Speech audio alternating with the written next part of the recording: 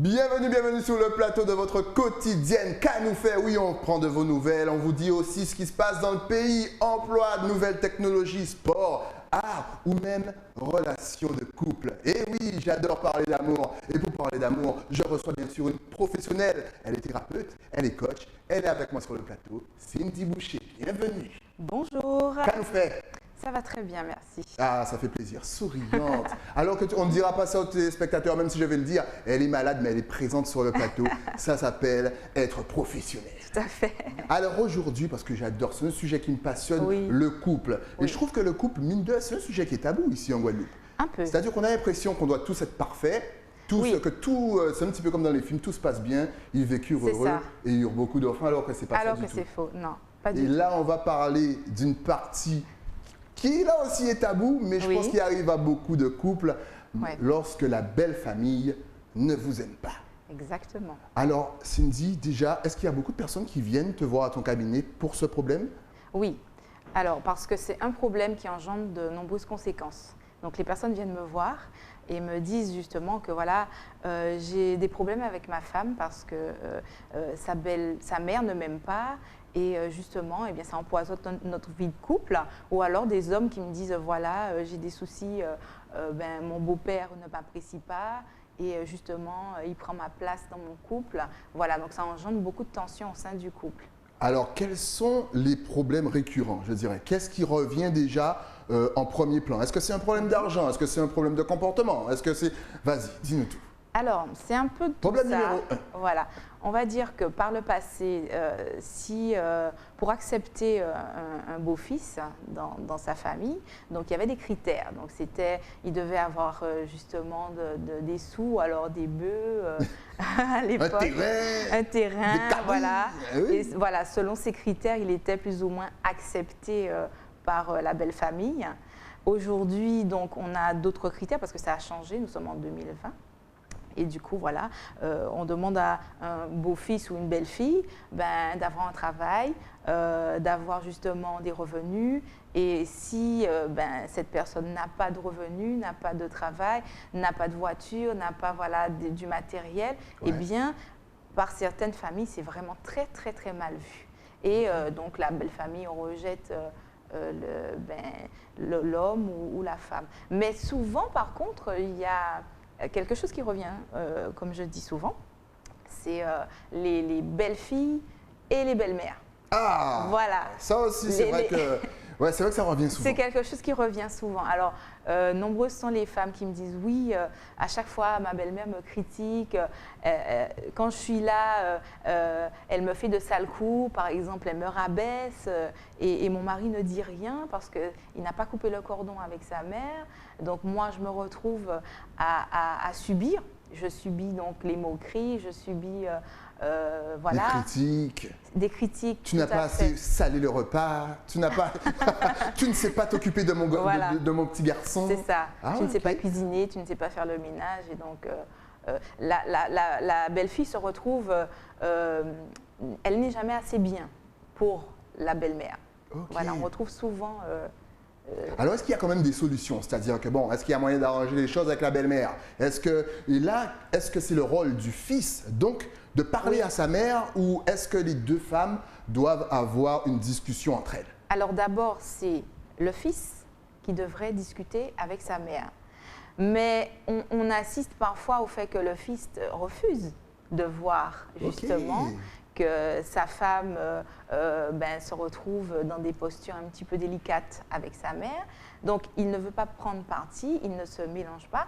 Et pourtant, sa femme vient vers lui et lui dit « Mais tu sais, voilà, elle m'a fait ci, regarde, elle m'a fait ça, elle m'a dit ça, même s'il y a des preuves. Ouais. Parfois, le fils ne veut pas se mêler parce qu'il n'a pas envie de faire de mal ou du tort à sa mère. Ouais. Et en même temps, donc voilà, il n'a pas envie de prendre position pour sa femme en disant voilà, je rejette ma mère, etc. Donc voilà.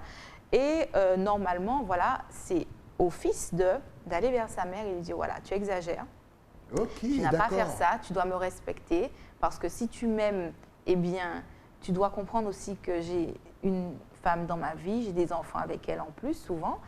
Et voilà, donc il faut que tu restes à ta place de mère. Et Ok. voilà, donc alors la mère refuse de De se mettre à céder. l'écart, de céder Ouais. souvent. Et voilà, et donc ça crée souvent beaucoup de conflits. Réagissez aussi sur les réseaux sociaux. Est-ce que ça vous est déjà arrivé justement d'être en conflit avec votre belle famille, hashtag KNF? Et dans ce cas, est-ce que souvent les choses s'arrangent? Parce qu'on a souvent l'impression que, bon, il y a le malaise et le malaise, il va rester là vraiment tout le temps. C'est-à-dire que, bon, il y a une petite guéguerre, il faut s'habituer à cette petite guéguerre. Ou est-ce qu'il y a moyen, mis à part la communication, ou même, est-ce que tu as déjà vu les choses s'arranger? Les choses peuvent s'arranger, justement. Je conseille aux personnes qui viennent me voir en leur disant ah non, il y a un certain nombre de comportements et aussi de discussions à mettre en place avec la belle famille. Mais ça dépend en fait du degré de tension. Ouais. Si c'est vraiment trop tendu, alors chacun reste chez soi au lieu justement d'arriver à des choses vraiment incontrôlables. Donc Ok. voilà. Mais si au contraire on peut discuter avec sa belle-mère, c'est possible d'imposer à la belle-mère et de dire voilà, stop, je n'ai pas apprécié, voilà, j'aimerais que tu arrêtes parce que voilà. Ça peut aussi se faire si le fils accepte de soutenir sa femme et d'avoir aussi une discussion avec sa mère. Et justement, Avec sa mère. comment ouvrir les yeux du fils? Parce que peut-être que le fils est aveuglé. Pour lui, Ah oui. il se dit, mais ma mère a raison, c'est comme ça qu'on fait ça, c'est comme ça qu'on fait ça, c'est elle qui a tort. Alors que peut-être que c'est la femme qui a raison. Comment ouvrir les yeux du fils? Ben justement, ça c'est compliqué d'ouvrir les yeux du fils. La manière qui serait vraiment adaptée pour pouvoir ouvrir ses yeux, c'est effectivement le confronter aux preuves, D'accord. c'est-à-dire aux faits accomplis. Filmez-le. Lui mettre un peu les preuves en face Voilà, pour qu'il tu ne peux voit. pas nier. Oui. Ou alors, à l'occasion d'une réunion de famille, un déjeuner, etc., eh bien, dire à son compagnon, mais voilà, regarde, ta mère, elle a fait ça, elle ne m'a pas servi, ou encore, voilà, c'est à Ok. ces moments-là, sur le fait accompli, de lui dire et d'avoir une discussion avec lui et la belle-mère. Est-ce que ça. c'est déjà aller plus loin que de simples critiques? C'est-à-dire que, bon, là, on Oui. parle de critiques, ceci, cela, machin. Est-ce que c'est vraiment... Oui. Ouais, oui, j'aime bien ton oui. Vas-y, je te laisse la parole. Oui, ça va plus loin parce que on assiste justement à la belle-mère et la belle-fille qui en viennent presque aux mains, qui Ah ouais, à ce point-là. s'insultent, Ok, voilà, d'accord. qui s'insultent, qui ne se supportent plus, elles ne veulent plus se voir. Donc voilà, donc c'est compliqué. Ok. Et parfois, justement, quand on arrive jusque-là, le fils qui ne veut toujours pas prendre parti et qui ne fait rien pour résoudre le problème, Ouais. eh bien, les deux ne se parlent plus, elles se font la tête, Ouais. elles restent chacune de son côté. Et oui, et ça Voilà. gâche les fêtes de famille. Et on n'aime Oui. pas ça parce qu'on aime s'amuser ici. Ouais. Est-ce que souvent les enfants sont victimes justement de toutes ces tensions? Est-ce que même Oui. les grands-parents, c'est-à-dire la belle famille, voilà, n'aiment pas trop les enfants de leurs Oui. enfants? Malheureusement, ça arrive. Ok. Et ça arrive plus souvent qu'on ne le pense. Non. Oui, parce que j'ai justement des jeunes qui viennent me voir et qui en souffrent. Parce que ces jeunes me disent oui, mais j'ai constaté que lorsque je vais lors des réunions de famille, mamie ne s'occupe pas de moi. Mamie me dit des bêtises. C'est-à-dire, la mamie va humilier l'enfant. Voilà, elle va se sentir à l'écart, donc on ne va pas s'occuper d'elle, on ne va pas l'inviter dans les anniversaires, on la met vraiment à l'écart. Ah ouais. Voilà, donc ça va loin, Ok, d'accord. ça va loin. Quelqu'un me disait, parce que tu sais, je parlais du thème, on s'est eu au téléphone, j'ai Oui. bien kiffé le thème. Et d'autres me disaient justement que les grands-parents peuvent donner des objets cassés comme cadeaux Oui. ou des vieux cadeaux alors que l'enfant n'a rien demandé. Exactement. Donc ça arrive plus souvent qu'on ne le pense. Exactement. Et D'accord. les enfants en souffrent en fait. Les grands-parents font ça pour faire un peu de mal, pour viser la mère ou parfois Ok. le père, mais ils ne prennent pas en considération le mal qu'ils font aux enfants. L'enfant n'a rien à voir en fait dans la situation. Et c'est lui qui subit. Et en fait, il se retrouve à être l'objet qu'on utilise, qu'on manipule pour atteindre les parents. N'oubliez pas de réagir sur les réseaux sociaux. Je sens que ce sujet, il vous parle. Alors, on a parlé donc de la situation financière, le statut social, des petites tensions critiques par rapport. Mais est-ce que la couleur de peau rentre aussi en jeu. Est-ce que Oui. souvent on n'aime pas forcément, même l'origine de la personne rentre en jeu? Oui. Exactement, oui. Parce que lorsque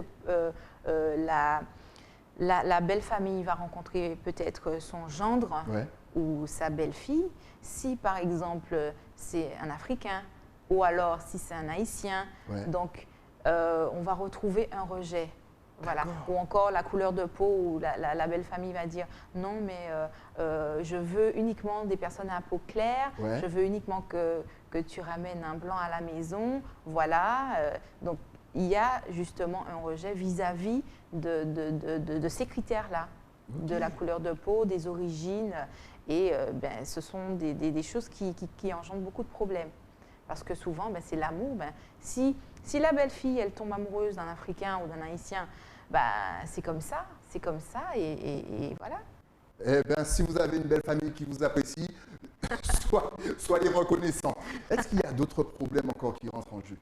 Alors, ce qu'on va retrouver au niveau de la belle famille, comme je disais tout à l'heure, hein, c'est aussi aujourd'hui, hein, plus qu'avant, le statut que le gendre peut avoir ou Ouais. encore voilà, que la belle-fille peut avoir. Et vraiment, si la personne n'a pas des bagages, n'a pas par exemple fait des études, ben, la belle famille va dire « ouais mais tu n'as pas fait des études, tu n'es pas comme nous ». Ou encore si la belle famille a des sous, elle peut avoir de l'argent ou Ouais. des biens, elle est assez aisée. Et bien si le gendre n'est pas de la même catégorie, on va dire, hein, n'a pas la même classe sociale, et la belle-fille, pareil, elle peut ne pas avoir la même classe sociale, on se retrouve justement en rejet. Donc, Ok. la belle famille dit oui, mais il n'est pas comme nous, donc il n'a pas sa place. Il n'est pas du même monde. Voilà, il n'est pas du même monde, donc il n'a pas sa place. Ou encore pour des questions de religion aussi, ça, il ne faut pas l'oublier.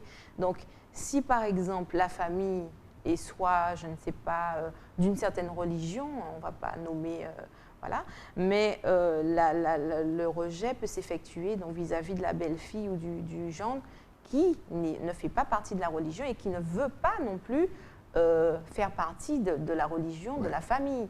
Et du coup, ben, il va être rejeté.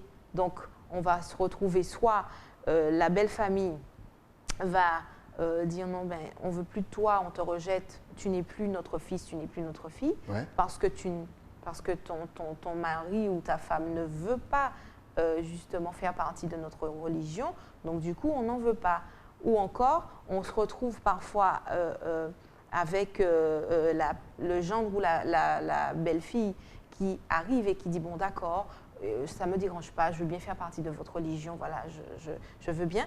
Mais ce qui va se passer, c'est que la famille justement qui fait partie de cette religion peut parfois couper cette personne du reste de sa famille parce que les membres de la famille, les autres, Ouais. ne font pas partie de la religion, alors on va couper, on la récupère, voilà, ou on le récupère.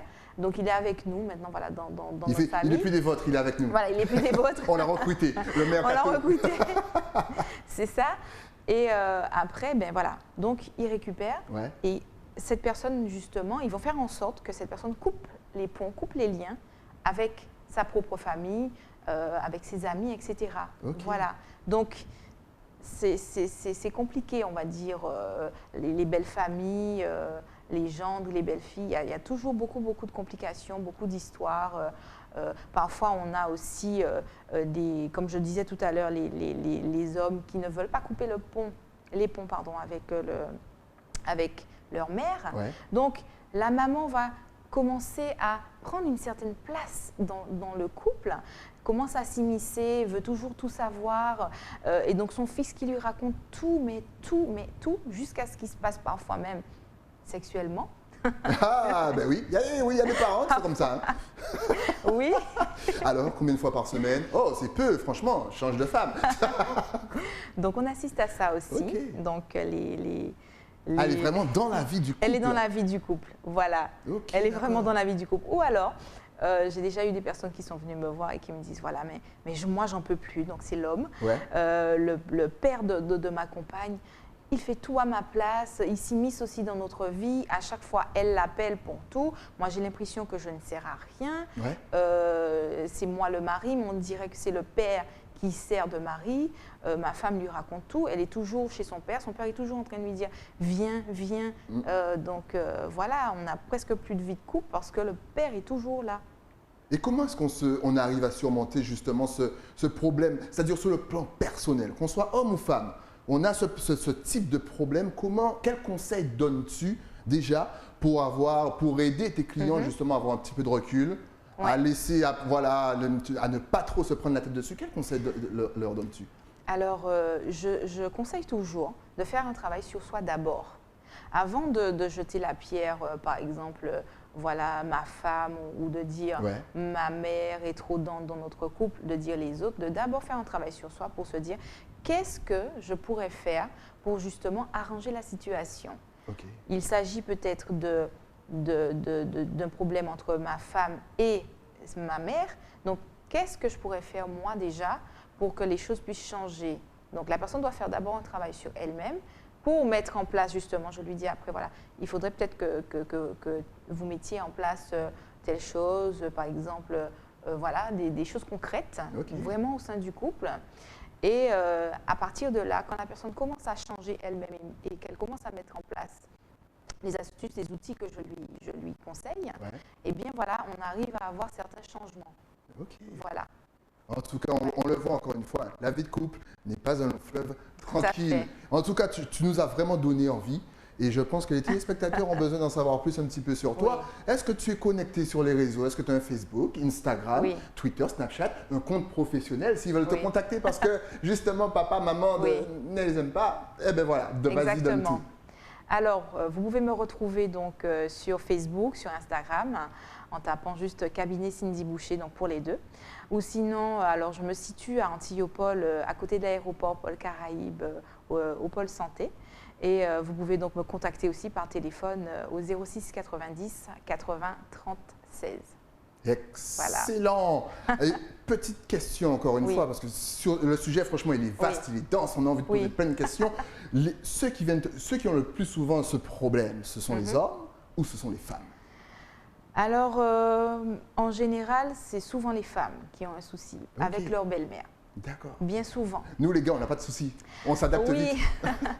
Sauf le problème d'argent. Voilà, si on n'a pas d'argent, on ne rentre pas dans la famille, non, apparemment. Mais en fait, les hommes ont moins ce souci. Ils sont souvent plus facilement acceptés, mais souvent, lorsque les hommes sont attachés à leur mère, on en vient justement à la relation, à l'éducation justement qu'on a donné, que ces mères ont donné à leurs fils. Et on retrouve justement qu'il y a peut-être un petit couac, une problématique à ce niveau-là pour que le fils puisse couper le cordon et justement faire sa vie avec sa femme et que cette femme n'ait pas de soucis avec sa belle-mère. Tu as dit un mot important, l'éducation. Alors, est-ce que tu penses que justement tout part de là, la base, l'éducation? Est-ce que peut-être nos mères caribéennes doivent éduquer leurs fils autrement? Oui, tout à fait, je pense, qu'elles devraient justement essayer d'être moins présentes dans le couple de leur fils, mais aussi d'essayer de donner de bons conseils pour que leur fils puisse vivre en harmonie avec leur femme et non pas en essayant toujours de garder une place. Parce que souvent, elles se sentent peut-être abandonnées ou délaissées. Elles n'ont pas envie justement que le fils décroche de leur jupon, en fait, même s'il a 40 ans, 50 ans. Et voilà, donc elles refusent justement de laisser la place à la femme. Donc, chaque personne doit rester à sa place, en fait.